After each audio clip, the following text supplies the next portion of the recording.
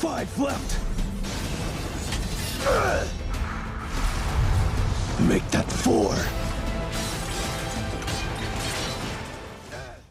Power and anime are like bread and butter. You just can't go wrong with them. Throw in a little action and moments that literally send shivers down your spine, and you know you've signed up for a good time. Heya, it's Animeology, and today we're covering anime that are just hunting grounds for their main characters. From the sassiest jump kicks to the smoothest one-liners, there's a lot to cover.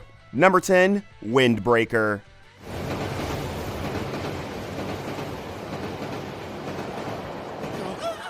Haruka Sakura isn't your typical delinquent. Sure, he transferred to Furin High, notorious for its knuckle-headed student body seeking the strongest fighters. But Haruka's not here to terrorize or tussle with every punk in sight. He's on a quest for a worthy brawl, a clash of titans that'll test his limits. Except Furin High isn't all it seems. This supposed den of delinquency is actually a secret society called Windbreaker, a group of badasses who secretly protect the town.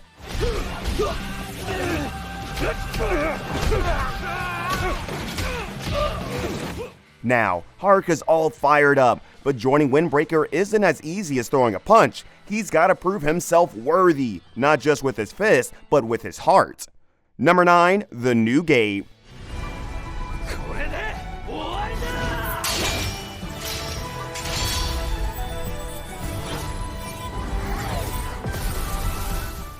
The ultimate gamer, Shin, has finally done it. He's conquered the notoriously brutal VR game, The New Gate, and freed thousands of trapped players. Now, it's time to go back, dip his fingers in a bag of Cheetos, and live a life following the otaku code. Feels good, right? If only. Just as Shin basks in his virtual victory, a flash of light yanks him into the game world itself, 500 years after the events he played through. Instead of a hero's welcome, Shin finds a world ravaged by time and unrecognizable. His legendary in-game skills are still top-notch, but the once familiar landscapes are now crawling with unfamiliar monsters and societies that have evolved in his absence.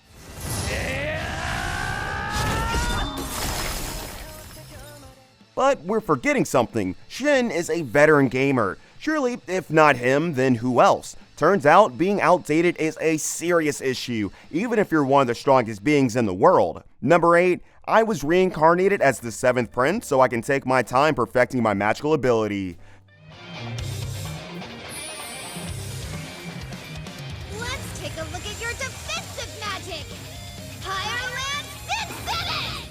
Forget the throne room. This prince has his sights set on the sorcery showroom. In this wacky anime, we meet Lloyd, a guy who died with a serious case of magic FOMO. Reincarnated as the chill 7th prince of a magical kingdom, Lloyd gets a second shot at his dream. There's no swords play, no slaying dragons either. Lloyd's all about mastering the arcane arts. With a powerful bloodline and a lifetime of past life knowledge at his disposal, Lloyd ditches the royal drama and dives headfirst into the world of spells and potions. He spends his days brewing fantastical concoctions in his personal alchemy lab, not attending stuffy royal balls. He'd rather summon a cuddly fire elemental to keep him warm than learn fencing.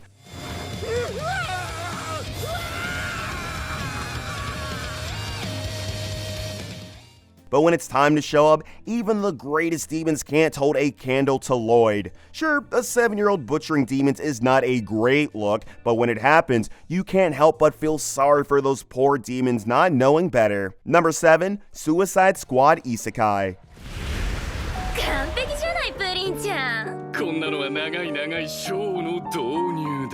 Amanda Waller just upped the crazy factor in a big way. This time, the Suicide Squad's getting isekai'd. All your favorite villains just letting loose in a brand new world where the police and morals aren't as developed? Yeah, the perfect habitat for these goons. This anime throws your favorite DC villains headfirst into a magical world teeming with orcs, elves, and enough loot to make even Captain Boomerang drool. The mission? Who knows, honestly. Maybe it's retrieving a mystical artifact for Waller, maybe it's causing enough chaos to destabilize the entire kingdom because, let's be real, that's kind of the squad's thing.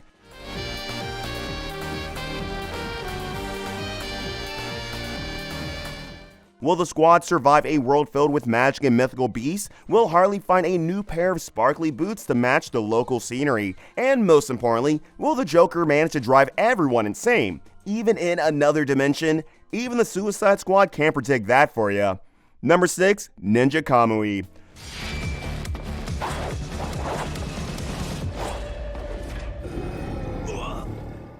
So, you've ditched the whole ninja life to settle down in the American countryside, trading shuriken for shovels and moonlight assassinations for moonlight hayrides. Kinda idyllic, but whatever. Just when Joe thinks he's escaped his shadowy past, his picture-perfect life gets rudely interrupted by a gang of assassins who wouldn't know subtlety if it bit them in the perfectly sharpened throwing star. Turns out, the ninja world has a long memory and a taste for everyone.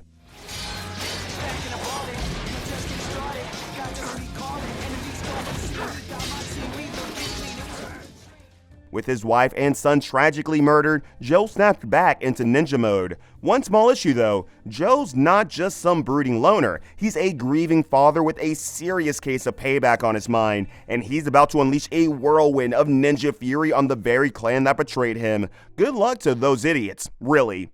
Number 5, viral hit.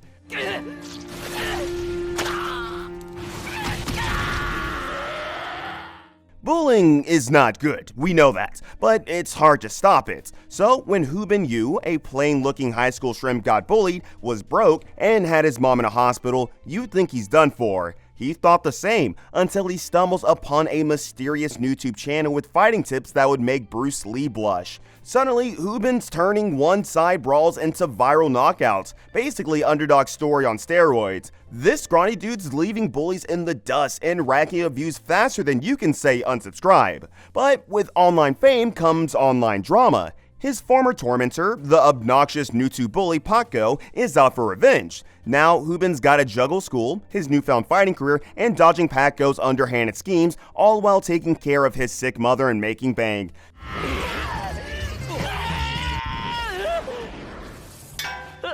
Sounds a lot for a pipsqueak, but with the guts of a badass fighter, it might just be possible. Number 4, solo leveling.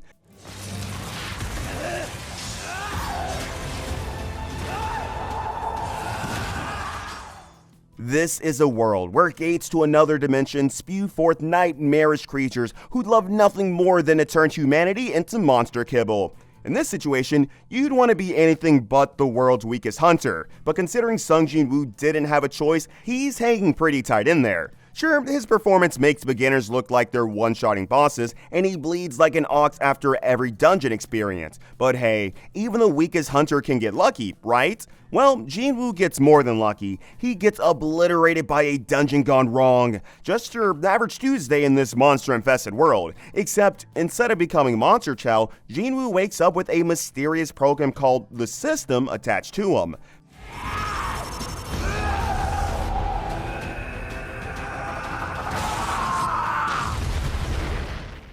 This system is basically a fitness app from hell, forcing Jin-woo to train like a madman and complete brutal quests. Think Rocky on crack with a side of monster slaying. Slowly but surely, Jin-woo starts to level up, his strength growing faster than crops in a greenhouse. Number 3, failure frame. I became the strongest and annihilated everything with low-level spells.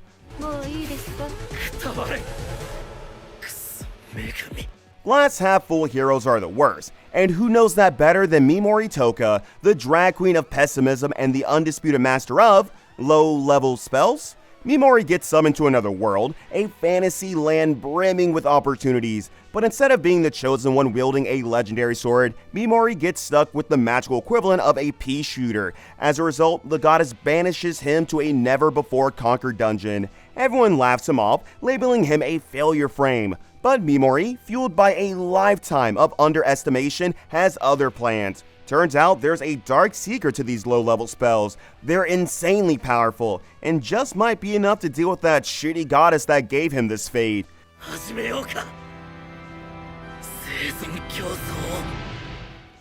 Now he just needs to make it out of the dungeon, and the story of the E-Class Mimori Toka will become unstoppable. Number 2, Kaiju number 8. We'll go out the window.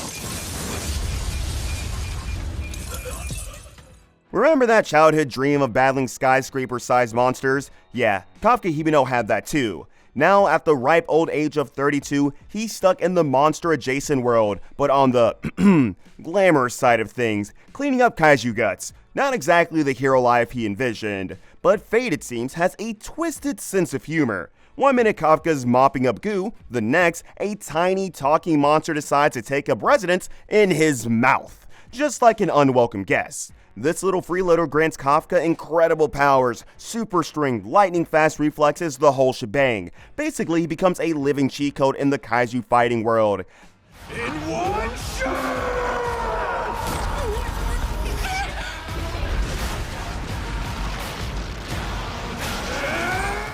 There's just one snag. Kafka's now a half kaiju himself, and the Defense Force, the very organization he desperately wants to join, considers him public enemy number 8, kaiju number 8 to be precise. Number 1, Frieren, Beyond Journey's End. Ara, the one standing before you,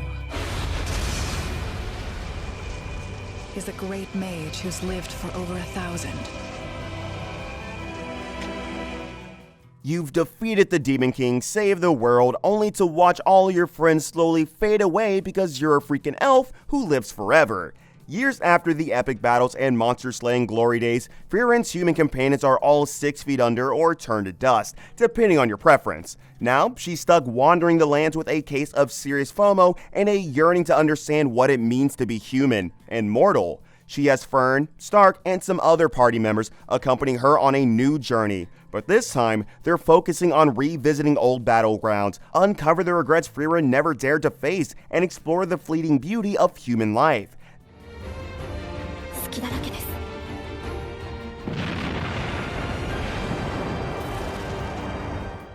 There are feels, both heartwarming and heartbreaking, but hey, at least the magic is top-notch, and Frieren's deadpan humor is enough to make even a lich chuckle.